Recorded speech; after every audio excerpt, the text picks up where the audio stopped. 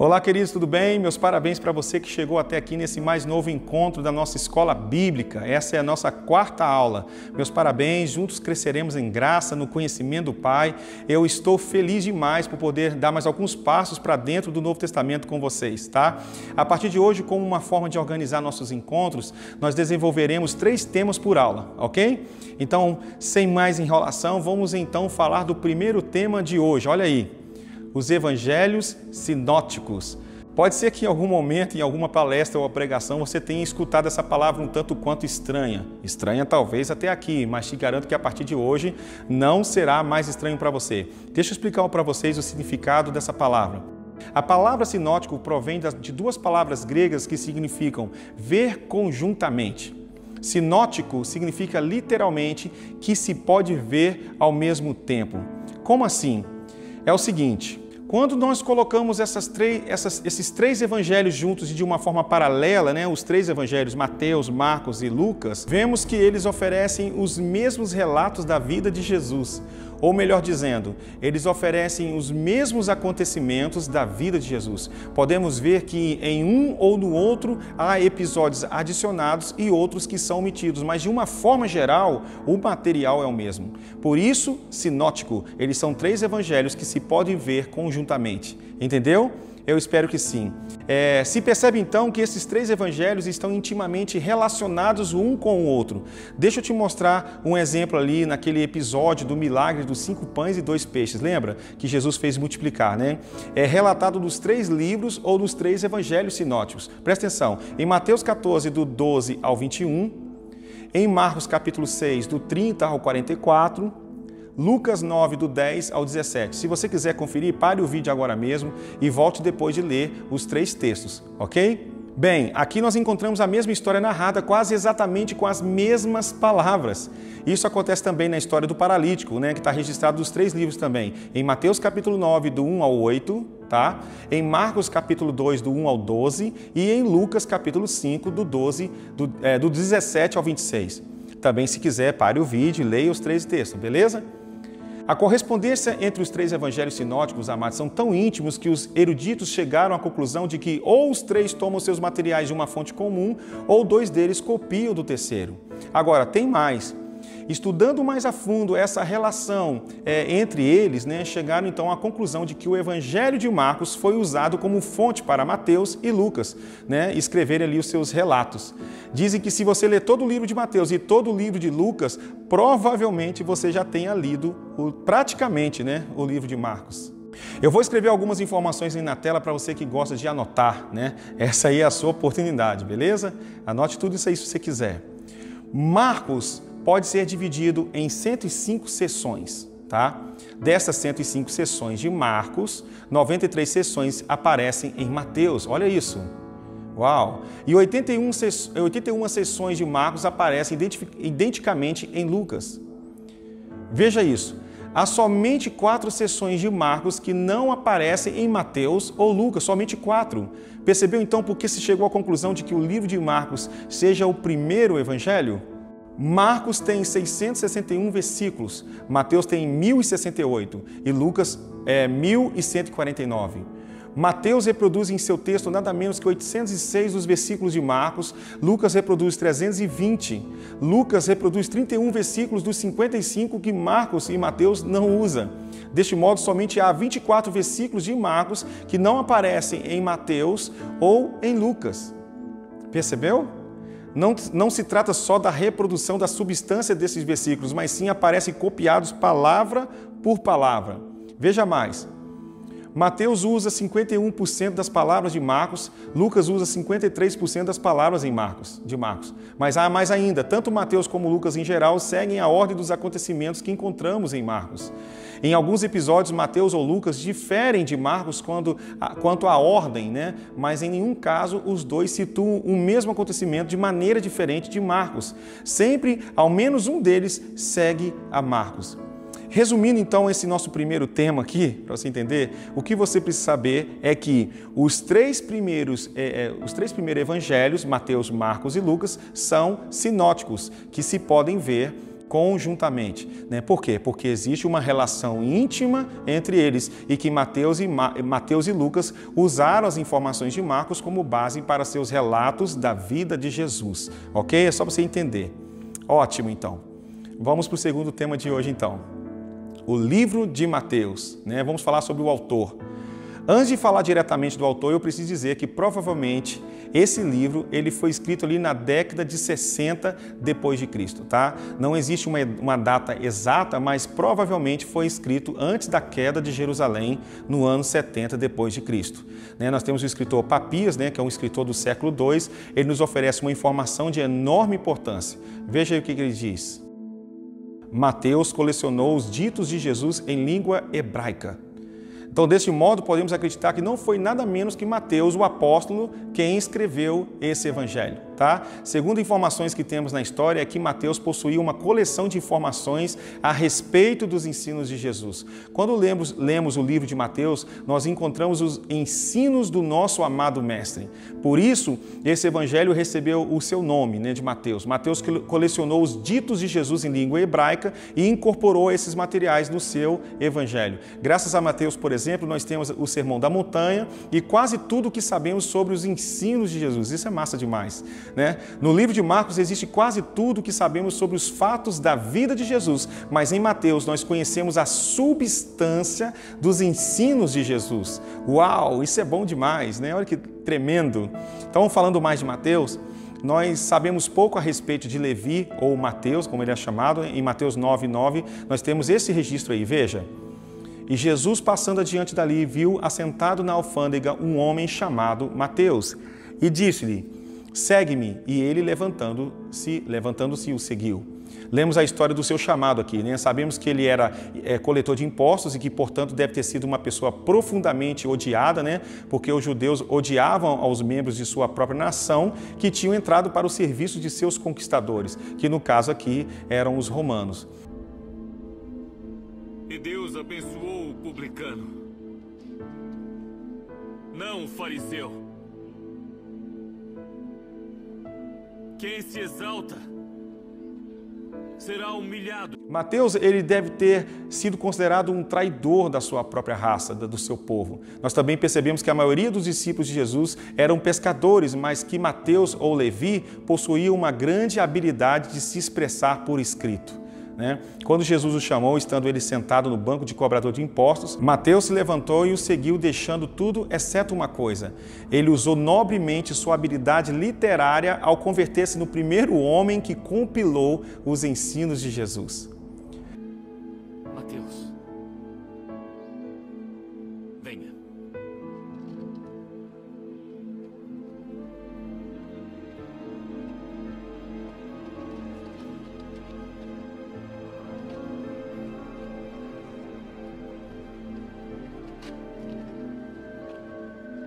Vamos falar agora das principais características. É legal demais a gente estabelecer aqui as características de cada livro, né? Pois com isso a gente vai começar a perceber detalhes que antes nós não percebíamos. Vamos lá então falar das principais características do livro de Mateus e também entender o seu propósito. Amém? Primeiro, Mateus é o evangelho que foi escrito para os judeus, ou seja, um judeu escrevendo para judeus, tá bom? Mateus escreveu o seu evangelho para demonstrar que todas as profecias do Antigo Testamento se cumprem em Jesus. Lembre-se da expectativa judaica que se iniciou em Gênesis 3,15, onde Deus fez a promessa, que enviaria o Messias. Também em todo o Antigo Testamento nós encontramos diversas profecias a respeito desse Messias. Havia, amados, uma profunda esperança no povo judeu pela chegada desse Messias. Mateus então escreve para esse povo, o povo judeu, o seu povo, mostrando que Jesus cumpriu todas as profecias. É por isso que no livro de Mateus se repete muito a frase: tudo isso foi feito para que se cumprisse o que foi dito pelo profeta. Só para você ter uma ideia, essa frase ela aparece 16 vezes no Evangelho de Mateus. Tá? Quando você lê o livro de Mateus, você vai perceber que Mateus usa essa frase no final de cada episódio da história de Jesus. Por exemplo, Ele conta a história do nascimento de Jesus e no final ele aplica a frase: isso tudo aconteceu para que se cumprisse o que foi dito pelo profeta. Depois ele fala da fuga ao Egito, né? E ele termina dizendo: isso tudo aconteceu para que se cumprisse o que foi dito pelo profeta. Enfim, Mateus quer mostrar que Jesus é o cumprimento profético de todas as profecias messiânicas. Por isso Jesus é o Messias, o Salvador do mundo tão prometido e tão esperado ao longo dos séculos. Uau! Muitos judeus, muitos rabinos se converteram ao ler o livro de Mateus. Muitos reconheceram que Jesus é de fato o Senhor, o Salvador messiânico. Tópico, né? Outra característica do livro de Mateus que é marcante é o interesse de Mateus no povo judeu. Ele relata alguns episódios dando ênfase ao seu povo. Por exemplo, quando a mulher sírio-fenícia procurou a ajuda de Jesus, a resposta que recebeu de Jesus foi o seguinte: não fui enviado senão as ovelhas perdidas da casa de Israel, conforme Mateus 15, 24. Quando Jesus envia os 12 para que evangelizem, sua instrução é o quê? Ele diz o seguinte: não tomeis rumo aos gentios, nem entreis em cidades samaritanos, mas de preferência procurai as ovelhas perdidas da casa de Israel, conforme Mateus 10, 5 ao 6. Agora, não se deve pensar que este evangelho também exclua os gentios, né? Veja aí, ele diz o seguinte: muitos virão do Oriente, do Ocidente, para tomar assento no reino de Deus, Mateus 8, 11. Outro texto também, olha aí: será pregado este evangelho do reino a todo mundo, Mateus 24, 14. Legal, né? E é Mateus quem nos dá a ordem de marcha da igreja. Veja aí: ide, portanto, fazei discípulos de todas as nações, Mateus 28, 19. É evidente que o primeiro interesse de Mateus são os judeus, mas também é o evangelho que prevê o dia em que todas as nações da terra serão reunidas. Outra característica também do livro é que Mateus tem um profundo zelo pela lei de Moisés. Ele reconhece a autoridade dos fariseus, mas os exorta veementemente, conforme lemos em Mateus capítulo 23. Mateus também está especialmente interessado na igreja. De fato, é o único dos evangelhos que usa a palavra igreja. É o único que introduz a passagem sobre a igreja depois da confissão de Pedro em Cesareia de Filipe. Mateus é o único que diz que as disputas devem ser resolvidas pela igreja, conforme Mateus 18, 17. Quando se escreveu Mateus, a igreja já deve ter sido uma grande instituição, bastante organizada, um fator dominante na vida dos cristãos daquela época. Forte, né? Outra característica também especial de Mateus é que, acima de todos os demais, é o evangelho docente, ou seja, um evangelho didático e bem organizado que facilita o uso dele para ensinar outros. Mateus era um cara muito organizado, um verdadeiro sistematizador. O resultado disso? Veja aí na sua tela.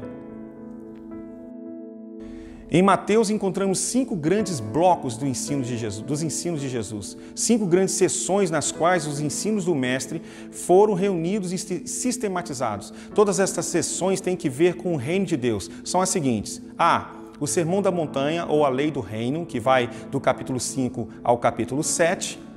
B. Os deveres dos embaixadores do reino, no capítulo 10. Tá? C. As características do reino, capítulo 13. Tá vendo? E D, grandeza e perdão no reino, capítulo 18. E E, a vinda do rei, do capítulo 24 ao capítulo 25. Top demais, né? Agora eu quero falar da última das principais características do livro de Mateus. Mateus possui uma última característica, cara, essa é forte. E essa é a mais top de todas as características para mim. Mateus tem uma perspectiva de Jesus como o rei, o leão da tribo de Judá. Uau! No próprio início temos a genealogia que procura estabelecer que Jesus é o filho de Davi. Este título, né, filho de Davi, usa-se mais frequentemente em Mateus que em nenhum dos outros evangelhos. Olha que forte, hein? Os magos devem buscar ao rei dos judeus, conforme o capítulo 2, versículo 2. Mateus descreve a entrada triunfal do rei Jesus no capítulo 21, do 1 ao 11. E diante de Pilatos, Jesus aceita o nome de rei no capítulo 27, versículo 11. Até sobre a cruz, mesmo que seja como zombaria, coloca-se sobre a cabeça de Jesus o título real, conforme Mateus capítulo 27, 37. No Sermão da Montanha, Mateus mostra Jesus citando 5 vezes a lei e anulando-o com um majestático. Eu, porém, vos digo. Isso no capítulo 5 de Mateus, ou seja, isso é papo de rei, né? Lembra das últimas declarações de Jesus no livro de Mateus? Ele diz: todo o poder me foi dado no capítulo 28, versículo 18. A imagem que Mateus nos apresenta de Jesus, amados, é de um homem que nasceu para ser rei.